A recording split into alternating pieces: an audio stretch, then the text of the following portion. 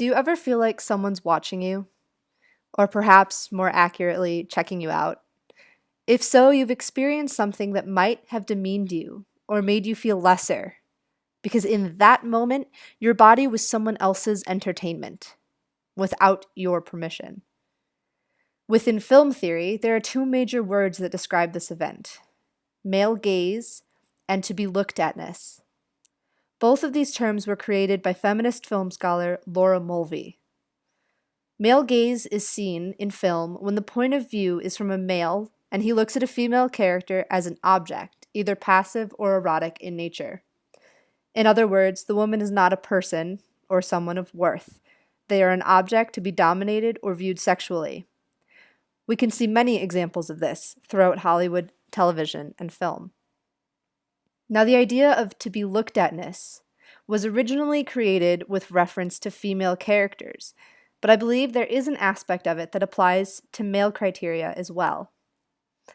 While the main use of it in cinema is still with female characters, there are occasions of seeing it with male characters too.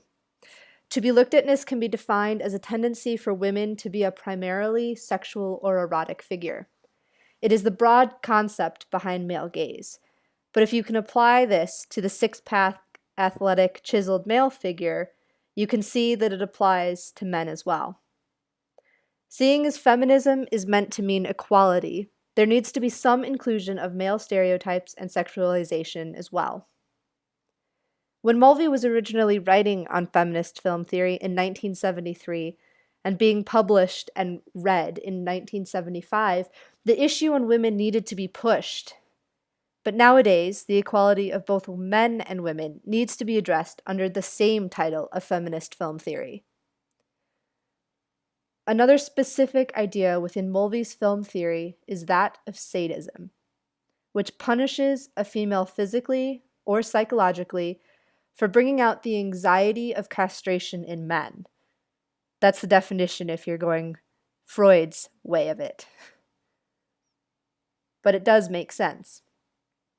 Hollywood makes the female character peripheral, and more often than not, stereotypical in their portrayal. It's done to reduce the anxiety that men feel about castration. This, too, unfortunately, can lead to an increase of violence against women, both physically and psychologically. One of the places this violence is seen the most is in student films, which is a predominantly male area. Here, the use of violence against women is rampant, and its effects on the overall media is negative.